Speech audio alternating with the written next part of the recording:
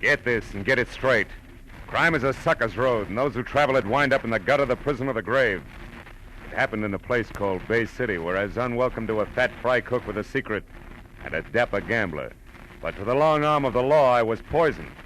It happened like this. From the pen of Raymond Chandler, outstanding author of crime fiction, comes his most famous character in The Adventures of Philip Marlowe.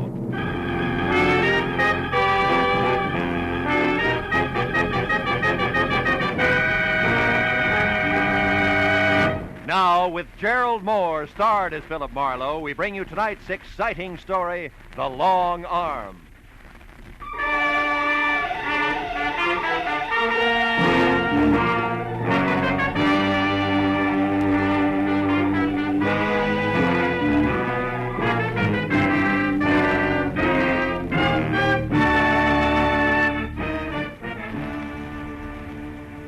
I got my Sunday best on, going strutting with Miss Laura Belly. Oh, fine. Every time I take a shower, I've never seen it. All right. Okay. Hello. Mr. Philip Marlowe, please. Yeah, speaking. One moment, please, sir. Bay City is calling. Bay City. I Where's have your that party, town? sir. Go ahead. Thanks. Hello, is that you, Marlowe? Yeah. This is Ernie Parch, Phil, at Bay City. Parch? Yeah, you remember me, don't you? No, I can't see. Oh, yeah, Ernie Parch. You're the guy who saved my life when the Bay City law left me beat up and bleeding all over the city dump, right? Yeah, that's it. Oh, yeah. Marlowe, please, listen. What? I'm in an awful jam. Like what? I just got out of jail yesterday. A year and a day. Jail, Ernie? Yeah. A very neat frame, Phil, but Oh? not half as neat as the one they're trying to hang on me now. This one's worse. You remember my wife, don't you? Grace, tall, blonde. Yeah. What about her? She's dead, Marlowe. Oh, no. She was murdered. They're going to try to pin it on me. You'll come right away, huh? Well, look, Ernie, I'm poisoned in Bay City. You know that. Please. Rake Sturman would give a year's pay just to watch me break an arm. 5 if I drown. But, Marlowe, you don't know it was Thurman who had you messed up for sticking your nose into Bay City politics? No, but I can sure second guess it. It was tough cop tactics all the way. And you mean you won't help me? Yeah, well, Ernie, really, I'm sorry, kid, but you better get yourself an honest lawyer In Bay City? You know better than that, Phil. Who'd have the guts to knock heads with the police in this town? Especially when they got a custom-tailored pigeon like me standing by with one wing already clipped. Phil, I tell you, it looks like I murdered Grace. Yeah, now look, kid. Phil, I saved your life once. Okay. What's your address, Ernie? It's 38 Orlando Drive.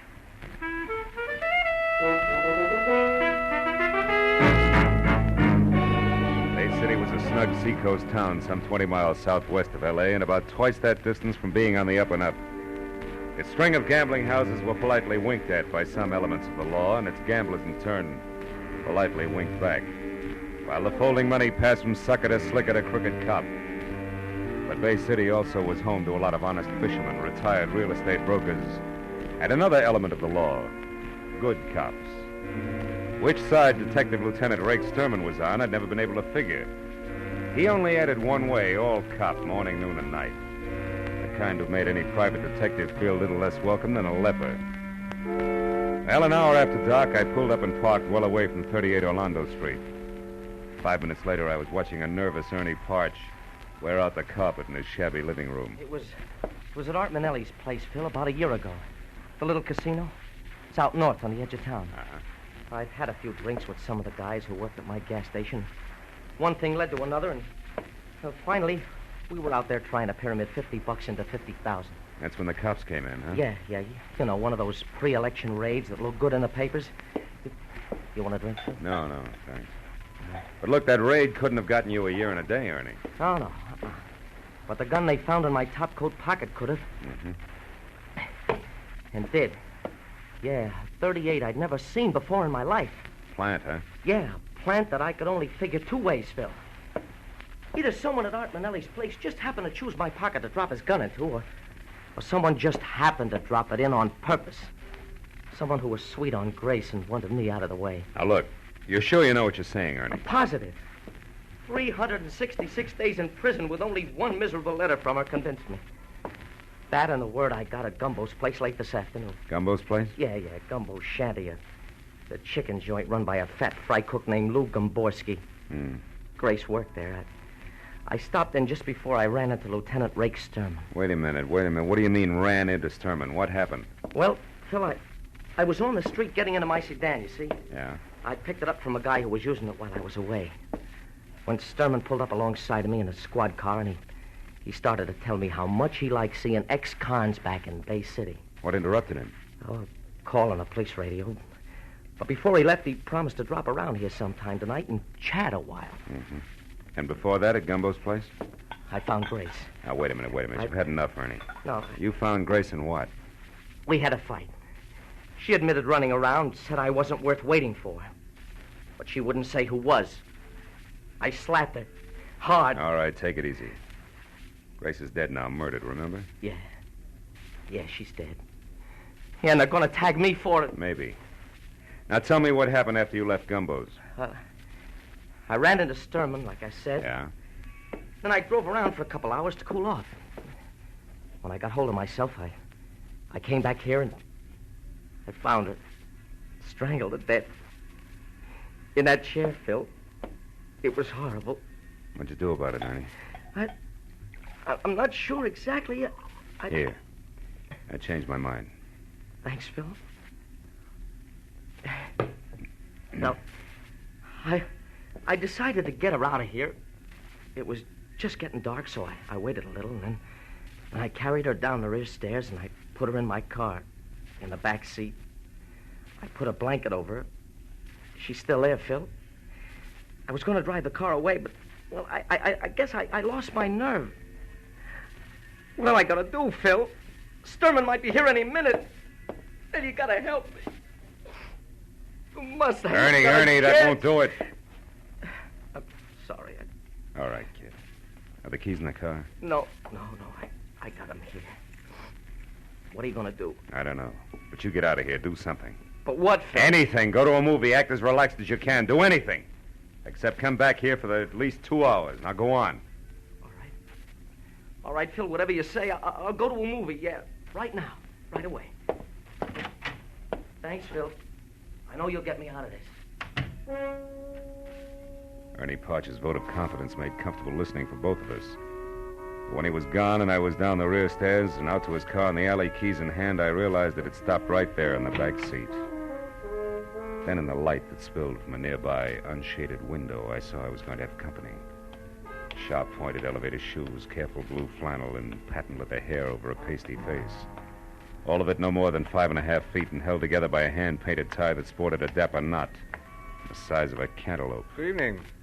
I wonder if you could help me. I'm looking for Ernie Parch, 36 Orlando Drive. I couldn't find any number on this house. Is this it? Yeah, but Parch isn't in. He just left. Oh. You know where he went? No.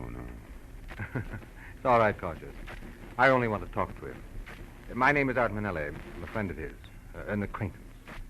You? The same, yeah. He went to a movie, Mr. Manelli. I saw the picture, so I'm going home, back to San Diego. I live there. Oh, good. San Diego means US 101 to the south, and right past my next stop. I came in a cab, or don't those keys in your hand there say that you're leaving? I mean, I don't want to appear presumptuous. Or wait for a taxi. Or wait for a taxi. Shall I get in, or do you want to slide over to the driver's seat from here? I want to slide, if that's all right with you. Perfectly. Tell me, Mr. Cruishutter. Mr. Cruishutter. Yeah. You had business with Ernie? Personal business. You, Mr. Manelli? Yes, I wanted to see Ernie about a good location I have in mind for a new gas station. You know about such things? No, and I don't think you do either, Manelli. Unless, of course, the pumps can be converted into roulette wheels. Oh, you know who I am, eh? Yeah. I also know it's a little strange for you to show up at Ernie's place the day after he gets out of the state pen for a frame that took place at your little casino. What are you getting at, Mr. Cruishutter? An outside chance that you yourself were responsible for that frame? That you're anxious to see what, if anything, Ernie intends to do about it? The light's red, Cruishutter. No fool. Now tell me, why would I want to frame Ernie Parch? I don't know. Could be, Manelli, that you did it accidentally, a little gun hidden in a big hurry. Or it could be you had a tighter reason, huh? Like what? Like Grace Parch, very pretty girl. You're out of your mind. Yeah, sure I am, Manelli. Just plain nuts. So why don't you get out here? Get yourself a nice, sane taxi cab. It'll be safer. All right. Just as you say. Hey, mister, me and my pal need a lift going toward the highway. Sure he is. Hey, well, come on, Norm. We'll ride in the back seat. No, I got stuff in there. Close that door and beat it. Oh, okay, Happy. Thanks a lot. Stuff, Mr. Crew Shutter? What kind of stuff? Rum, Manelli. I'm a bootlegger who never got the word, believe me. Oh, but I do. The light green, Mr. Crew Shutter. So long.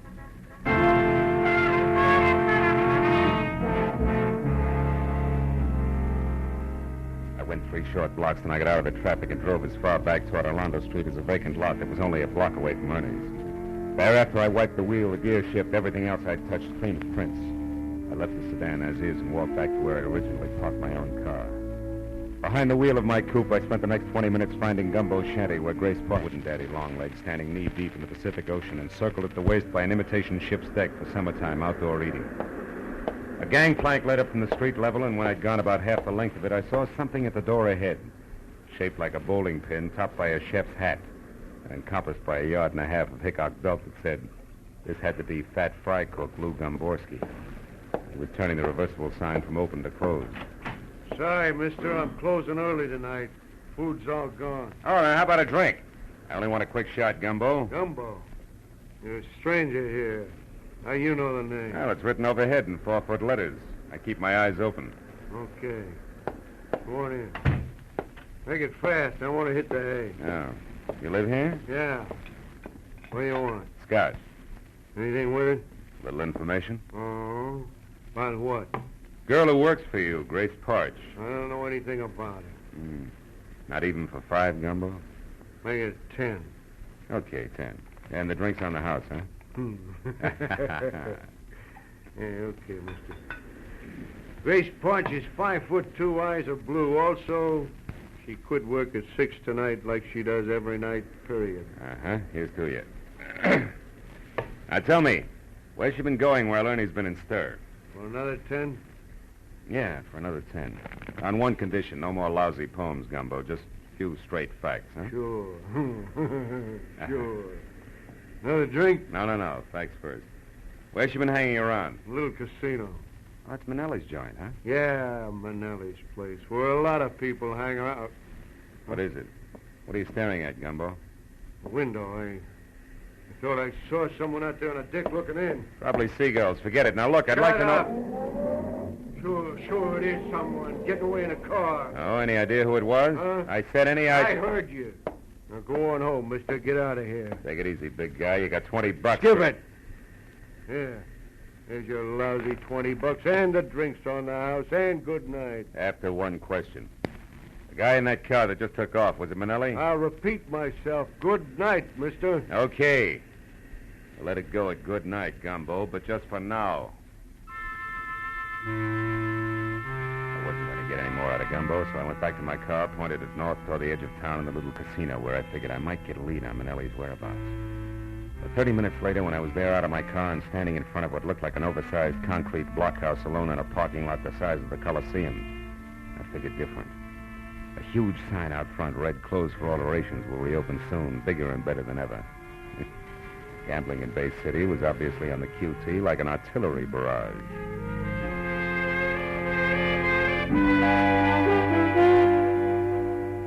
By the time I got back to 38 Orlando Street, nearly 3 hours had gone by since I'd last seen Ernie.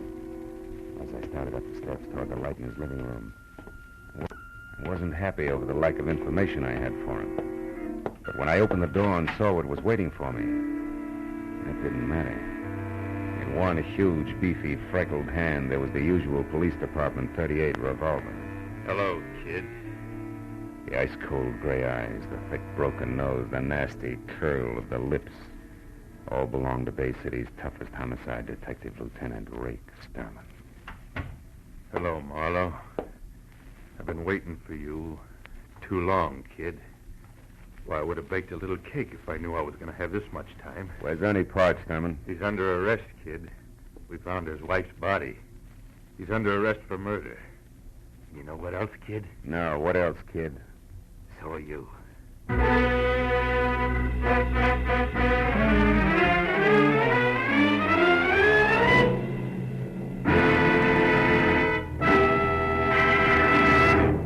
In just a moment, the second act of Philip Marlowe. But first, Fred Allen's crack that it's no wonder comedians can't find work when singers go comical has had a fast reply from Bing Crosby. Bing has invited Fred to be his guest on his CBS show this Wednesday night. And you can get right into the very middle of the argument on most of these same CBS stations, where Bing Crosby's show is every Wednesday night. Be sure to hear Fred Allen's visit to Bing's show this Wednesday, following Groucho Marx and You Bet Your Life. Now, with our star, Gerald Moore, we return to the second act of Philip Marlowe and tonight's story, The Long Arm.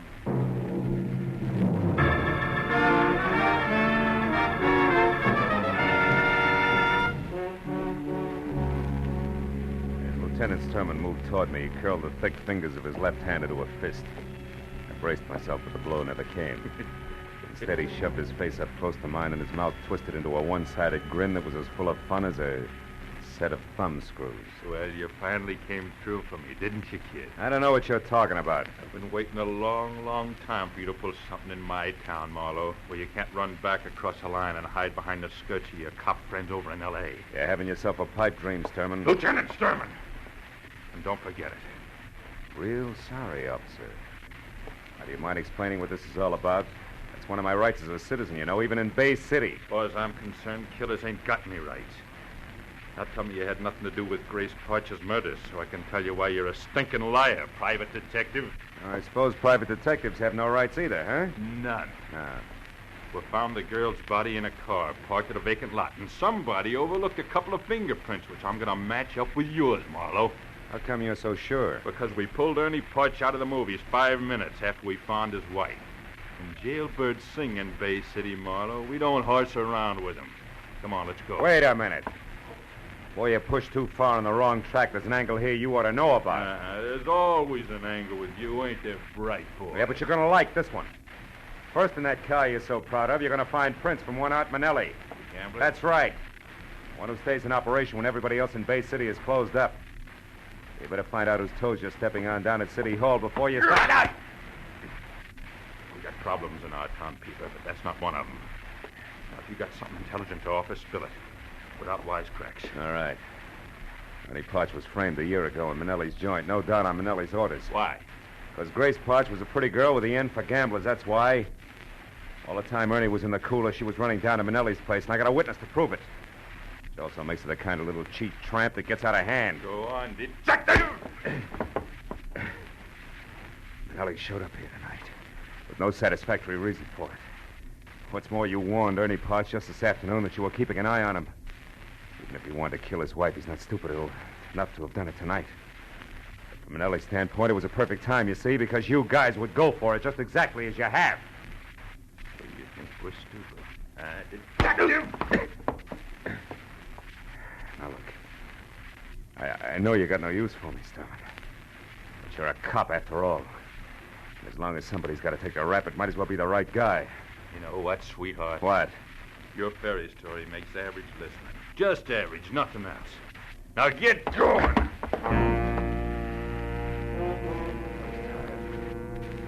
Too tired to take what I know I'd be given. Once Rick Sturman got me inside the Bay City headquarters, I made my decision fast. There were 3 steps in the front porch to the wall, and he was right behind me.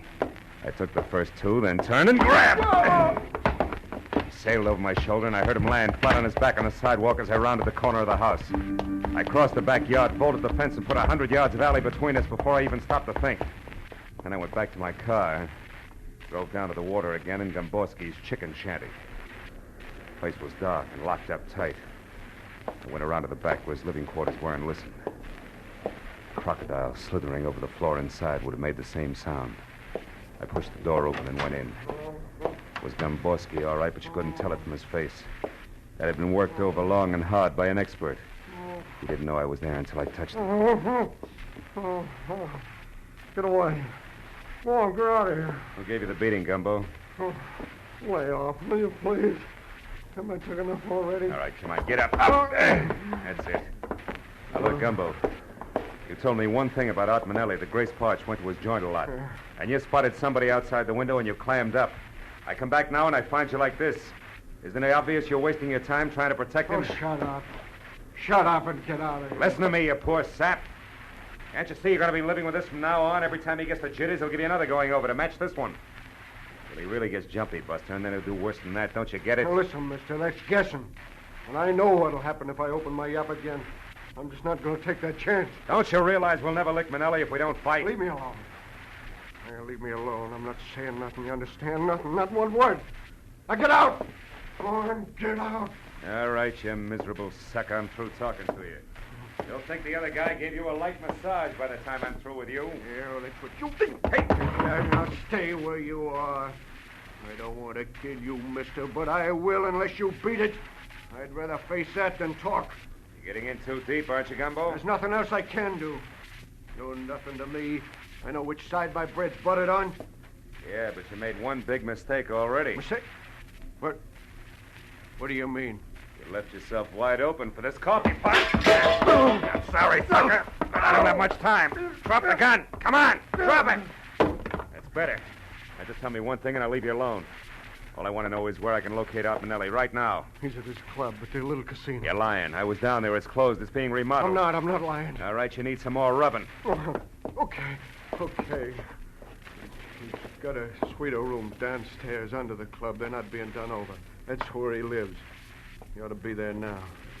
But you got to protect me. He's storming the Manelli. He'll kill me. He'll kill me. That's all I want to know. So long, Gumbo.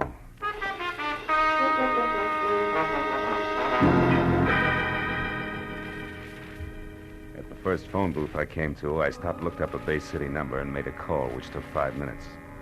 Then I went on to the little casino. I parked on a side street, then went down the ramp to the underground garage in the rear. There was a door between two ornate bronze urns, Alibaba size, and I started toward it. But on a hunch, I stopped and studied the decoration on one of the urns. I finally found it. A small hole in the side. I took my handkerchief out and stuffed it into the hole. From somewhere inside the apartment, I heard a chime ring. I got my gun out, then tried the door, and it opened. Into a long, lush hallway draped at the far end with a heavy gold curtain. I waded through a green carpet deep enough to mow, up to the curtain and pulled it aside. Manelli sat at a wide, glossy desk, methodically filing his nails. His eyes staring straight at me. You got this far. Come on in. Don't tell me you're all alone here, Manelli. No, I got 500 dancing girls, smart guy.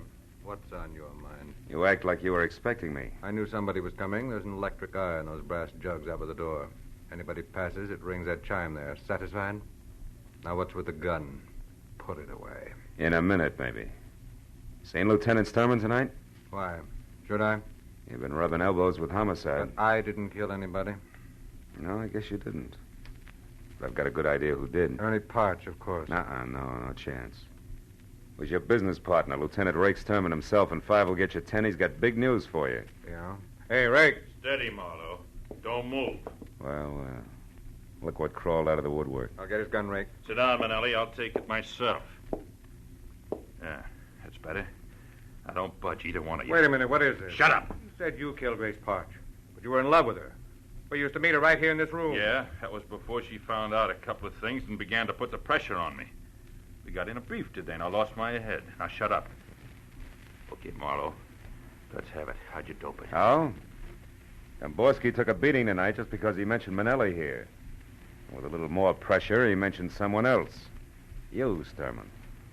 And why would you shut Gamborski up about Manelli unless you and Manelli were connected? That connection was all I needed. Uh-huh. Right on the button, sweetheart. For all the good it'll do you. Listen, I don't get this. I don't understand. You don't have to anymore. You're through. What are you saying, Rake? You know too much about me, Manelli. You know it all. Now, wait, you can't do this. Yes, I can. In fact, Marlowe here gave me the idea. He even worked out all the motives. So it's easy. I came here to arrest you for Grace Parch's murder. You resisted, and I had to shoot you. Ain't that a shame? But about this Ernie Parch. I intended to hang it on him, Manelli, but he's nothing to me. I don't care if he lives or dies. But you're getting too big for your britches anyway. So this is better, and I get 3 birds with 1 stone. Grace, Manelli, And you, Marlowe. Before you start pulling the trigger, Sturman, you better ask your boys. Huh? A couple of them are waiting for you behind that gold curtain there. Ah, you're a liar, Marlowe. The electric guy would have tipped us off if anybody else came in. I blinded that eye with my handkerchief on my way in. Right, Lieutenant What? Sturman. Dirty. How long you been there? About long enough. Better drop it, Lieutenant. I don't take orders from you, Sergeant. You do tonight. Chief himself sent us out. Yeah, I took the liberty of going over your head, Lieutenant, just before I came in. Under the circumstances, you'll understand. Why, right? you... Better drop it, Lieutenant. Drop it! Okay, now come on. You two guys, too. Come along quietly. Sure. Always glad to ride with old Rake Sturman any time at all. Just as long as there's a couple of policemen in the same car.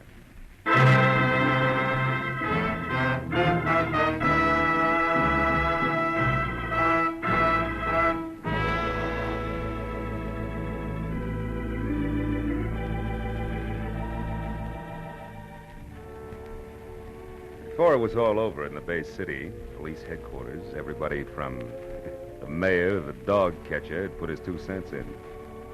And I'd given the same answers to the same questions at least 50 times. All about crooked cops, and Rake Sturman in particular. But finally, hours later, I was free to go home. And as I drove through the quiet streets, I was still thinking about cops. This time, the other kind. The underpaid, overworked cops that pound the city's sidewalks day and night. You know the guys who do everything from telling kids the way to the grocery store to untangling the rush hour traffic. Yeah. And I thought about each one of those cops who someday chases a hopped-up gunman down a blind alley and doesn't get home that night. Or any night. Ever again. And then I forgot all about Rake Sturman. Because after all, he was just one bad one in a multitude of good ones. An insignificant sore on the long arm of the law.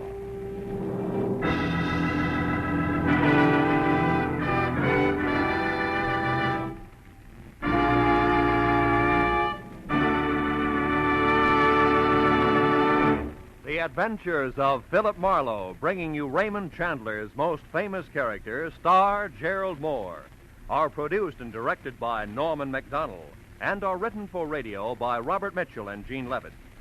Featured in the cast were Barney Phillips, Ted Osborne, Sidney Miller, Tom Tully, and Bert Holland.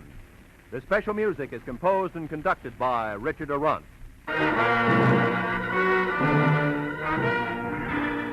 Be sure and be with us again next week when Philip Marlowe says... It could have been perfect.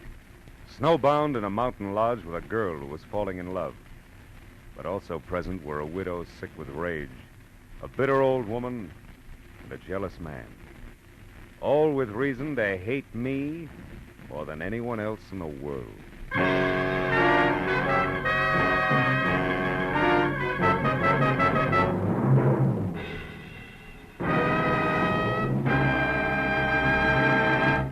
Two all-star bouts are promised on CBS this Wednesday night. Bing Crosby faces Fred Allen across the CBS mic to battle it out on who's funnier, singers or comedians. And in the second attraction, Gracie Allen and a smashed fender team up against not-so-gorgeous George Burns and a guilty conscience. This Wednesday also brings you Groucho Marx, his ad-libs, and his teams of opposites on You Bet Your Life, and a Dr. Christian story about two redheads in love. Fun, action, variety. They're all yours with Dr. Christian, Groucho Marx, Bing Crosby and Fred Allen, and George and Gracie on most of these same CBS stations this Wednesday night. This is Roy Rowan speaking. Now, stay tuned for Pursuit, which follows immediately on most of these same CBS stations.